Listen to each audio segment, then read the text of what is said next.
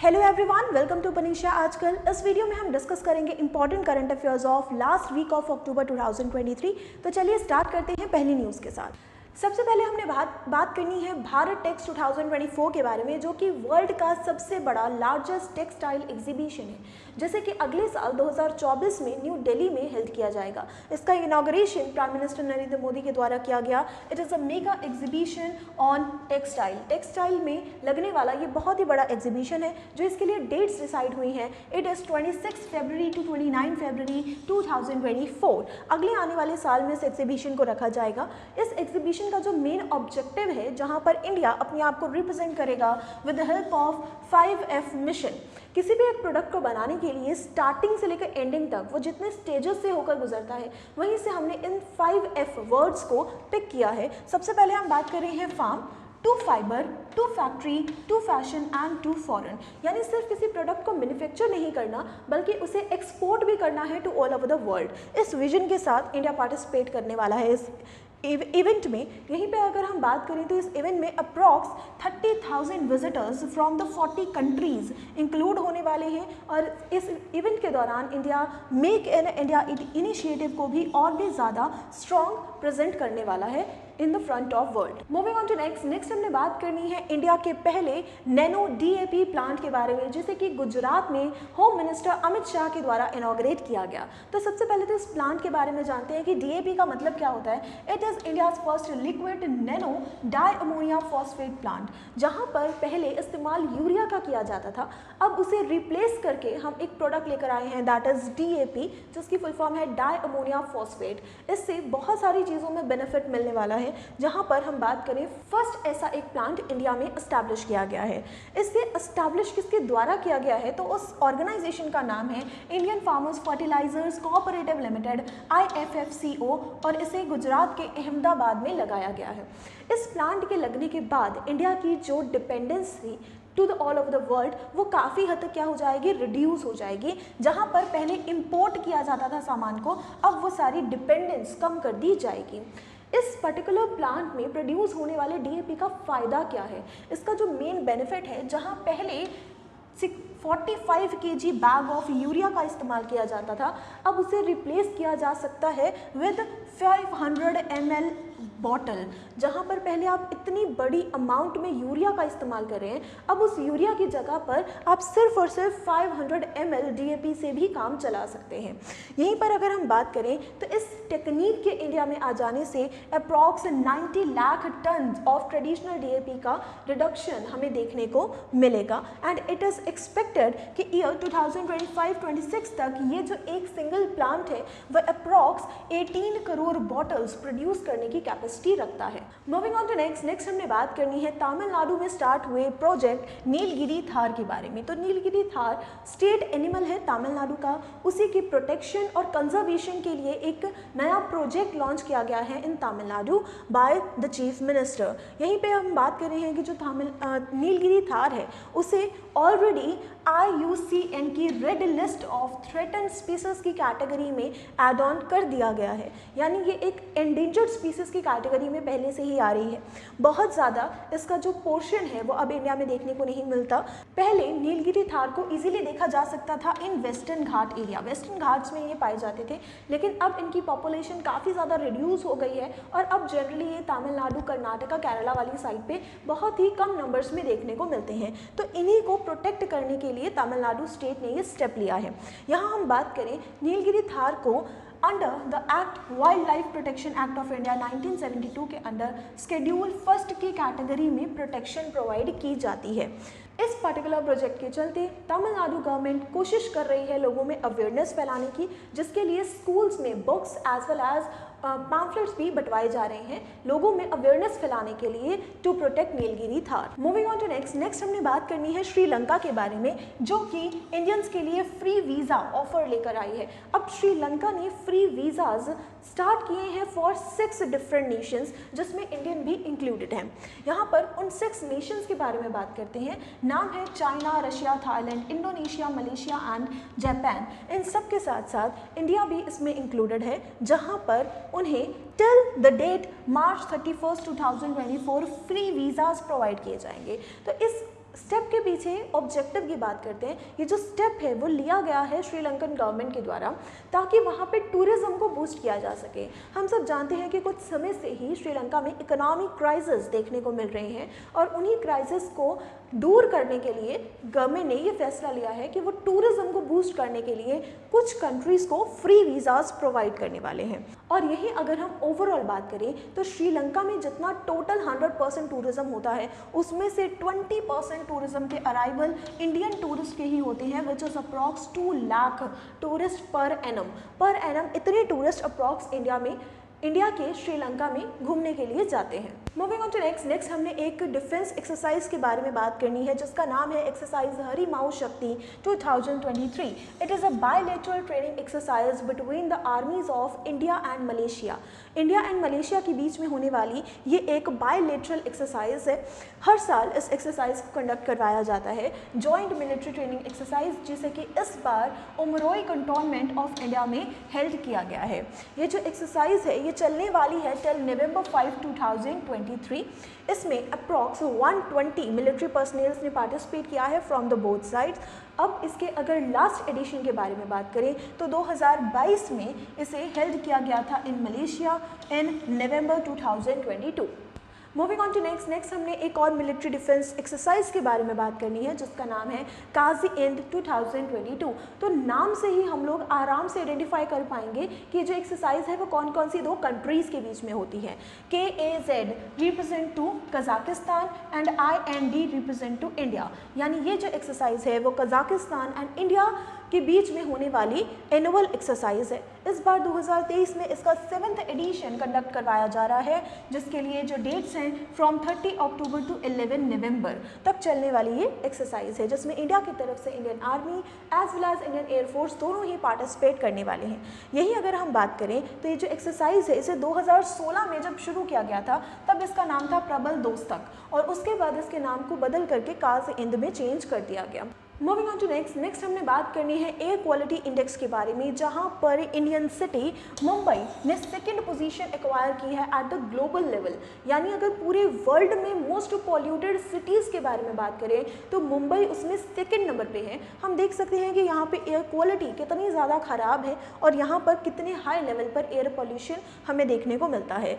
2nd most polluted city बन चुकी है इन 109 प्लेसेस। टोटल 109 में से मुंबई ने 2nd पोजीशन ली है इन दिस इंडेक्स। ये जो इंडेक्स है ये IQ air Swiss technology company के द्वारा निकाले जाने वाला एक air quality real time system है जिसके द्वारा ये हम पता करते हैं कि पूरी वर्ल्ड में कौन सी सिटी में एयर क्वालिटी सबसे खराब है। और इस पूरे इंडेक्स में टॉप करने वाली सिटी का नाम है बीजिंग। यानी ग्लोबल लेवल पे सबसे ज़्यादा मोस्ट पॉल्यूटेड सिटी के रूप में जो सामने आई है दैट इज़ बीजिंग। इसमें जो एक सिटी को AQI प्रेजेंट किया जाता है that is air quality index, वो डिपेंड करता है US सिस्टम के ऊपर। US बेस्ड कैलकुलेशन सिस्टम है जहाँ से हम ये पता करते हैं कि कौन सी सिटी को कितने हमने पॉइंट्स देने हैं। वहीं अगर हम मुंबई के फाइन पार्टिकल मैटर के बारे में बात करें विच इज़ PM2.5, मुंबई का जो ये पार्टिकल का रेट है वो WHO की गाइडलाइन से 14.7 टाइम्स ज़्यादा है which is much higher than the guidelines given by WHO। Moving on to next हमने बात करनी है फिनटेक यूनिकॉर्न्स के बारे में जिसमें इंडिया ने 3rd रैंक एक्वायर किया है in a rank of opening new unicorns. Unicorns के मामले में इंडिया 3रे नंबर पे है और जिस कंट्री ने टॉप किया है उसका नाम है US। तो इस रिपोर्ट के बारे में जानते हैं जिसे कि पब्लिश किया गया बाय ग्लोबल रिसर्च फर्म स्टैटिस्टिका, जिसने ये बताया है कि कौन सी कंट्री में सबसे ज़्यादा यूनिकॉर्न्स ओपन हो रहे हैं। इंडिया ने उसमें 3rd पोजीशन को एक्वायर किया। सबसे फर्स्ट नंबर पे है US with a numbering of 134 unicorns. 2nd number पे है UK जहां पर 27 यूनिकॉर्न्स हमें देखने को मिले एंड इंडिया है 3rd नंबर पे 17 सक्सेसफुल यूनिकॉर्न्स के साथ। 4th नंबर पे चाइना, 5th नंबर पे है France, after that Brazil, Germany, Mexico, Singapore and Netherland. ये सारी कंट्रीज़ उसके बाद रैंक में लगी हुई हैं। मूविंग ऑन टू नेक्स्ट हमने बात करनी है 37th नेशनल गेम्स के बारे में जैसे कि इस बार गोवा में हेल्ड किया जा रहा है। तो नेशनल गेम्स इंडिया में हर साल कंडक्ट करवाए गए हैं। इस बार इसका 37th एडिशन करवाया जा रहा है जिसे कि होस्ट करेगी स्टेट गोवा। नेशनल गेम्स को जवाहरलाल नेहरू स्टेडियम में ऑर्गेनाइज किया जाएगा, जहां पर खेलो इंडिया से लेकर टॉप्स, जिसकी फुल फॉर्म है टारगेट ओलंपिक पोडियम स्कीम, से लेकर सारी चीज़ों को इम्प्लीमेंट करते हुए एक सक्सेसफुल इवेंट करवाने के लिए गोवा स्टेट बिल्कुल रेडी है। इसके लिए जो डेट्स डिसाइड की गई हैं दैट इज अक्टूबर 26 टू नवंबर 9, जिसमें अप्रॉक्स 10,000 एथलीट पार्टिसिपेट करने वाले हैं इन 49 डिफरेंट इवेंट्स। बहुत सारे ऐसे इवेंट्स हैं जो फर्स्ट टाइम इस नेशनल गेम्स में एड ऑन किए जाएंगे। वहीं अगर हम बात करें तो इन नेशनल गेम्स की लाइव स्ट्रीमिंग भी DD sports, Jio cinema and YouTube पे देखने को मिलेगी। वहीं अगर हम यहाँ के मैस्कॉट के बारे में बात करें तो नेशनल गेम्स का इस बार का मैस्कॉट है Moga. Moving on to next हमने बात करनी है एशियन पैरा ओलंपिक गेम्स के बारे में। और एशियन पैरा गेम्स 2023 में इंडिया ने बहुत ही अच्छा परफॉर्म किया और इंडियन एथलीट्स ने टोटल 111 मेडल्स अपने नाम किए, जिसमें से 29 गोल्ड मेडल्स हैं, 31 सिल्वर मेडल्स हैं, 51 ब्रॉन्ज मेडल्स हैं। ये जो इवेंट है इसे हेल्ड किया गया था in Hangzhou, the public republic of China में, जहां पर इंडिया ने ओवरऑल 111 मेडल्स के साथ 5th पोजीशन को एक्वायर किया। फर्स्ट पोजीशन ली गई बाय चाइना, सेकंड नंबर पे रहा ईरान, थर्ड नंबर पे जापान एंड फोर्थ नंबर पे कोरिया। इन 4 के बाद 5th पोजीशन एक्वायर की गई बाय इंडिया। और अब तक पैरा मेडल्स में और अब तक एशियन पैरा गेम्स में इंडिया का ये सबसे बेस्ट परफॉर्मेंस रहा है, यानी सबसे ज़्यादा मेडल्स इस बार 2030 में ही इंडियन एथलीट्स ने अपने नाम किए हैं। और यहीं पर इसी पर्टिकुलर इवेंट के दौरान 3 वर्ल्ड रिकॉर्ड भी तोड़े गए by Indian para athletes. Moving on to next हमने कुछ ऑब्चुरीज के बारे में बात करनी है। सबसे पहला नाम है हमारे पास Indian captain Bishan Singh Bedi. Bishan Singh Bedi cricket से एसोसिएटेड हैं, जो कि 77 ईयर्स की एज में हमें छोड़कर जा चुके हैं। इनके बारे में हम बात करें तो इन्होंने 1967 से लेकर 1979 तक एक लेजेंडरी गेम खेला है as a spinner in Indian cricket. और अपने पूरे कैरियर के दौरान इन्होंने 67 टेस्ट मैचेस खेले हैं और ओवरऑल 266 विकेट्स भी अपने नाम किए हैं। और इसी पर्टिकुलर एक्स्ट्रा ऑर्डिनरी परफॉर्मेंस के लिए इन्हें 1970 में पद्मश्री अवार्ड से भी सम्मानित किया गया था। अगला नाम है हमारे पास Chinese premier Li Keqiang. Li Keqiang Chinese premier, former Chinese premier थे। प्रीमियर की पोजीशन कौन सी होती है? चाइना की जो सबसे हाईएस्ट पोस्ट होती है that is of president. President के बाद पूरी कंट्री की सेकंड हाईएस्ट पोजीशन हेल्ड की जाती है बाय द प्रीमियर। और यहीं पर farmer Chinese premier Li Keqiang का 68 ईयर्स की एज में हो चुका है निधन because of heart attack. Heart attack की वजह से सडनली इनका निधन हो चुका है। मूविंग ऑन टू नेक्स्ट हमने कुछ इंपॉर्टेंट अवार्ड्स के बारे में बात करनी है। सबसे पहला अवार्ड दिया है REC लिमिटेड ने, जिसका नाम है गोल्डन पीकॉक अवार्ड। ये जो अवार्ड है वो REC लिमिटेड के द्वारा एक्वायर किया गया। ये जो अवार्ड है वो किसी भी कॉर्पोरेट सेक्टर की एक लिमिटेड फर्म को दिया जाता है फॉर कॉर्पोरेट एक्सेलेंस। अगर आप बहुत ही एक्स्ट्रा ऑर्डिनरी परफॉर्म्स करते हैं इन कॉर्पोरेट सेक्टर तो उसमें से चूज़ किया जाता है winner for golden peacock award. और ये जो REC लिमिटेड है इसे एस्टैब्लिश किया गया था bye institute of directors of India in year 1991। Second number पे हमारे पास जो अवार्ड है दैट इज़ 2 इंडियन अमेरिकन्स को अवार्ड दिया गया है, अमेरिका के हाईएस्ट साइंटिफिक अवार्ड। अमेरिका का जो हाईएस्ट साइंटिफिक अवार्ड है वो इस बार 2 इंडियन अमेरिकन्स को दिया गया है, जिनका नाम है अशोक गाडगिल एंड सुब्रा सुरेश। इन दोनों को अमेरिका का हाईएस्ट अवार्ड दिया गया। यहीं पर अगर हम बात करें तो national medal of technology and innovation by US president, ये इन्हें दिया गया है बाय US प्रेसिडेंट जिनका नाम है जो बाइडन, और ये दिया गया in a ceremony of White House. Next हमने कुछ इंपॉर्टेंट अपॉइंटमेंट्स के बारे में बात करनी है। सबसे पहला नाम है हमारे पास डिपार्टमेंट IRCTC का। IRCTC बहुत ही जनरल सा डिपार्टमेंट है, सब जानते हैं इसके बारे में। और इस डिपार्टमेंट के न्यू CMD यानी कि चेयरमैन एंड मैनेजिंग डायरेक्टर के रूप में जिन्हें अपॉइंट किया गया है, इनका नाम है संजय KR जैन। इन्हें न्यूली अपॉइंट किया गया है एज अ CMD। इससे पहले ये जो पोजीशन है वो 2021 जनवरी से ही वेकेंट पड़ी थी। 2021 के बाद से इस पोजीशन को किसी ने भी एक्वायर नहीं किया था और अब जाकर इस पोजीशन को एक्वायर किया गया है। उससे पहले 2021 से पहले महेंद्र प्रताप ने इस पोजीशन को होल्ड किया हुआ था। नेक्स्ट हमने बात करनी है अशोक वसवानी के बारे में, जिसे कि कोटक महिंद्रा बैंक का न्यू MD एंड CEO के रूप में अपॉइंट किया गया है। इन्होंने रिप्लेस किया है उदय कोटक को। उदय कोटक नेम ऑलरेडी काफ़ी एक पॉपुलर पर्सनालिटी है, जिन्हें कि अब रिप्लेस कर लिया गया है बाय अशोक वसवानी, जिन्होंने अपने 21 साल महिंद्रा कोटक बैंक को दिए थे। 21 साल सर्विस करने के बाद उन्होंने रिटायरमेंट लिया और अब अगले 3 सालों के लिए अशोक वसवानी इस पोजीशन को होल्ड करने वाले हैं। नेक्स्ट हमने बात करनी है राजकुमार राव के बारे में। इंडियन बॉलीवुड एक्टर हैं राजकुमार राव, जिन्हें कि अब इलेक्शन कमीशन का नेशनल आइकन के रूप में सेलेक्ट किया गया है। नेशनल आइकन किसी भी पर्सनालिटी को बनाया जाता है ताकि वो लोगों को मोटिवेट कर सके to participate in voting. Voting में नंबर ऑफ वोटर्स ज़्यादा आएँ, उन्हें मोटिवेट किया जा सके और उन्हें अपने राइट से अवेयर करवाया जा सके। किसी एक पर्टिकुलर पर्सन को नेशनल आइकन के रूप में सेलेक्ट किया जाता है और इस बार ये रिस्पॉन्सिबिलिटी राजकुमार राव को दी गई है, जिन्हें कि काम दिया गया है to motivate the people to participate in assembly elections of 5 state. अगले 5 स्टेट्स में जो असेंबली इलेक्शंस होने वाले हैं उनके लिए ये काम संभालेंगे। इसी के साथ अगर हम इलेक्शन कमीशन से रिलेटेड इंपॉर्टेंट बात देखें तो वोटर्स डे हम हर बार सेलिब्रेट करते हैं ऑन द डे 25 जैन, और इस बार के जो इलेक्शन कमिश्नर हैं प्रेजेंट, जो कि 25th इलेक्शन कमिश्नर है, इनका नाम है राजीव कुमार। नेक्स्ट हमने बात करनी है अमोल मजूमदार के बारे में, जिन्हें कि अपॉइंट किया गया है as a head coach of Indian women's cricket team. India के जो वुमेन क्रिकेट टीम है उनके लिए नए कोच के रूप में अपॉइंट किया गया है अमोल मजूमदार को। ऑलरेडी ये इंटरनेशनल लेवल पे इंडिया को रिप्रेजेंट कर चुके हैं, राइट हैंडेड बैट्समैन रह चुके हैं, जिन्होंने अपने पूरे करियर में 11,167 रन्स एक्वायर किए थे इन 171 मैचेस। इसके साथ साथ ये कोचिंग भी प्रोवाइड कर चुके हैं to the Rajasthan Royals team, और अब इन्हें इंडियन वुमेन क्रिकेट टीम का नया कोच अपॉइंट किया गया है। नेक्स्ट हमने बात करनी है एयर मार्शल साधना सक्सेना के बारे में, जिन्हें कि फर्स्ट टाइम बनाया गया है director general of hospital services and in arm forces. Arm forces में पहली बार किसी फीमेल को अपॉइंट किया गया है एज अ डायरेक्टर जनरल। तो यहाँ पे हम बात कर रहे हैं ये पहली फीमेल ऑफिसर बन गई हैं इस प्रेस्टिजियस पोस्ट को होल्ड करने वाली। इतना ही नहीं, Sadhana Saxena second women officer already हैं जिन्होंने एयर मार्शल की रैंक को एक्वायर किया है। एयर मार्शल की रैंक को अभी तक सिर्फ और सिर्फ एक फीमेल ने एक्वायर किया था, जिसका नाम था पद्मा बंदोपाध्याय, और उसके बाद सेकेंड फीमेल बनी थी साधना सक्सेना, जिन्होंने एयर मार्शल की पोस्ट को एक्वायर किया और अब ये बन चुकी हैं director of general hospital service in arm forces. Next हमने बात करनी है कुछ इंपॉर्टेंट डेज के बारे में। सबसे पहले हम बात करेंगे 24 अक्टूबर, जैसे कि यूनाइटेड नेशन डे के रूप में हम लोग सेलिब्रेट करते हैं। इस बार इसका जो थीम रहा that is front line of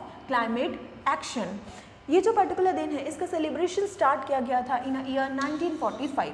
next हमने बात करनी है global media and information literacy week के बारे में। वीक पूरा एक हफ्ता हमने डेडिकेट किया है to make people aware about global media and literacy. 24 अक्टूबर से लेकर 31 अक्टूबर तक इस पूरे वीक को सेलिब्रेट किया जाता है। इस बार इसका 11th एडिशन मनाया जा रहा है, जिसे कि नाइजीरिया होस्ट करेगा, और इस दिन का सेलिब्रेशन हमने स्टार्ट किया था इन ईयर 2012। नेक्स्ट हमने बात करनी है राष्ट्र एकता दिवस के बारे में, जिसे कि नेशनल यूनिटी डे भी कहा जाता है। ये जो दिन है वो हर साल 31 अक्टूबर को सेलिब्रेट किया जाता है, which is a birth anniversary of Sardar Vallabh Bhai Patel, जो कि इंडिया के पहले होम मिनिस्टर रह चुके थे। सरदार वल्लभ भाई पटेल को यूनिटी मैन ऑफ इंडिया या फिर आयरन मैन ऑफ इंडिया के नाम से भी कहा जाता है। इन्हें कहा जाता है कि इन्होंने इंडिया में एक बहुत ही बड़ा कंट्रीब्यूशन दिया एंड 560 प्रिंसली स्टेट्स को इंक्लूड किया in union of India. That's why इनके नाम पर स्टेचू ऑफ यूनिटी भी बनाया गया है ऑफ सरदार वल्लभ भाई पटेल, और इसीलिए हम इनके बर्थडे को नेशनल यूनिटी डे के रूप में भी सेलिब्रेट करते हैं। पहली बार इस दिन को हमने सेलिब्रेट किया था इन ईयर 2014। तो ये थे हमारे कुछ important current affairs. I hope ये सेशन आपके लिए यूजफुल रहेगा। हम मिलेंगे आपसे ऐसे इंपॉर्टेंट करंट अफेयर्स के साथ नेक्स्ट वीडियो में। तब तक के लिए थैंक यू।